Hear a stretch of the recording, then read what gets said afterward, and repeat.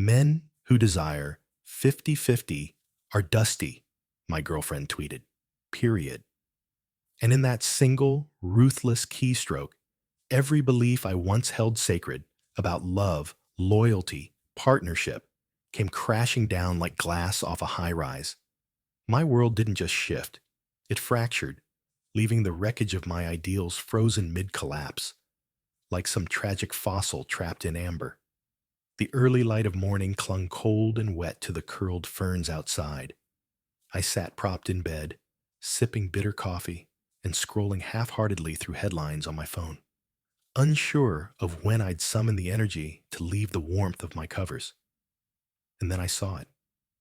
Her tweet, not shared, not ironic. Her words, typed by the same dainty dream-chasing fingers I used to kiss, followed by that smug little emoji, as if that ridiculous statement carried divine weight. My chest twisted. I read it once, twice, 3 times. Not because it confused me, but because I couldn't believe what I was seeing. That tweet, it was about me. We had lived together for over a year, been in love, or so I thought, for 2. We split bills, rent, groceries. And at first, that was her insistence. I never want to feel like I owe you, she said once. I admired that, believed in it, believed in us, a team, equals. But now, she was mocking me, mocking all of us, for upholding the very structure she claimed to want. Her words cut deep, a betrayal disguised as sass, but the dagger twisted because this was personal. This was us unraveling in public. I kept reading, fingers numb with disbelief. Her post had already gone semi-viral. Dozens of likes, people cheering. You know how these men be. Still, I waited, held on to hope for the punchline. A text, a wink, anything to make it all a joke, a prank, an inside gag gone too far. But nothing came. Just silence and digital applause for my humiliation. I didn't confront her. Not yet. I inhaled, shut the app, and tried to convince myself it was internet nonsense. A stray tweet from a bad mood. People say dumb stuff online, right? But no. Deep down, I already knew. This wasn't new. This was her slipping the mask. I started watching. She had changed. Slowly at first, subtly. Then all at once.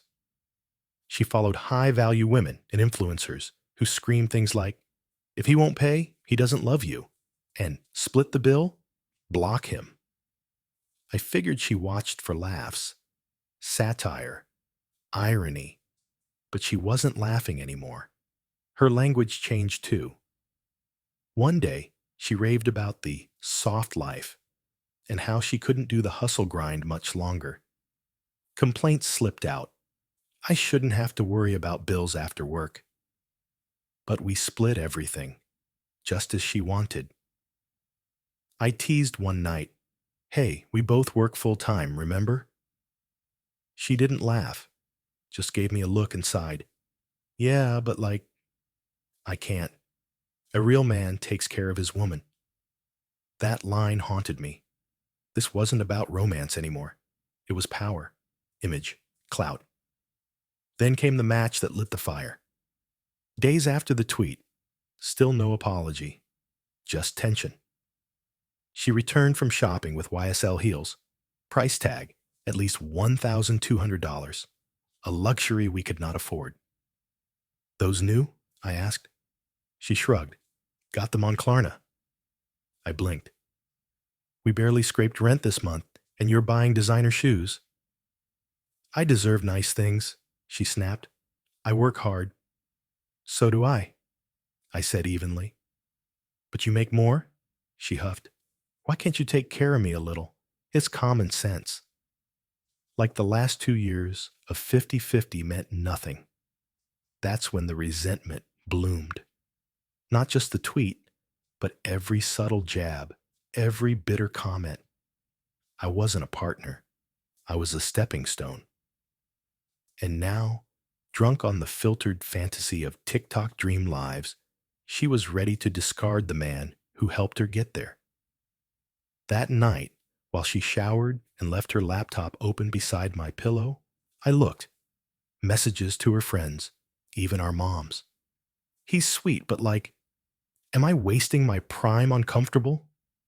If I get that new job, his dusty ass is ghosted. Watch the one that shattered me.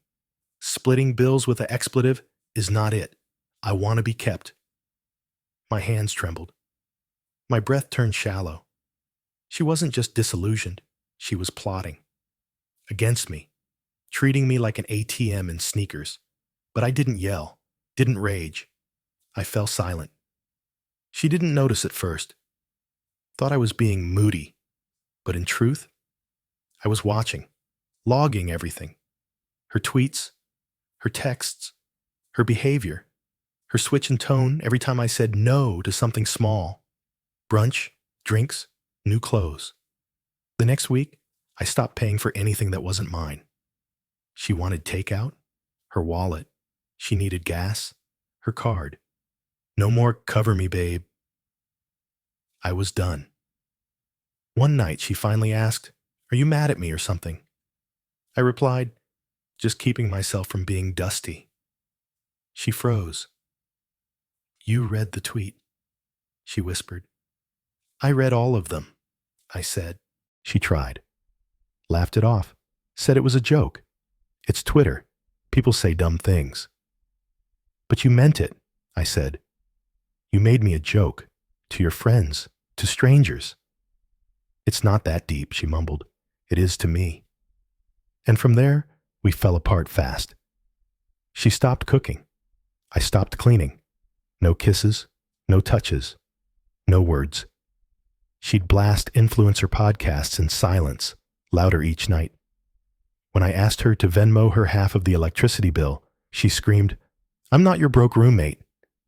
I laughed, not out of humor, but truth. That's exactly what we were now. Barely even that. She packed a bag and stormed out that weekend. "I need space," she said. Translation: I need time to find a new sponsor. I let her go. But I wasn't finished. I screenshotted her tweets, cropped names, captioned it. Splitting the bill equals dusty to some. But I guess fairness isn't fashionable. It went viral. Thousands responded. Some agreed. Most didn't. I didn't care. That post wasn't revenge. It was release. Days later, she texted, "Real mature. Hope the clout was worth it." I never answered. She came back once to gather the last of her things.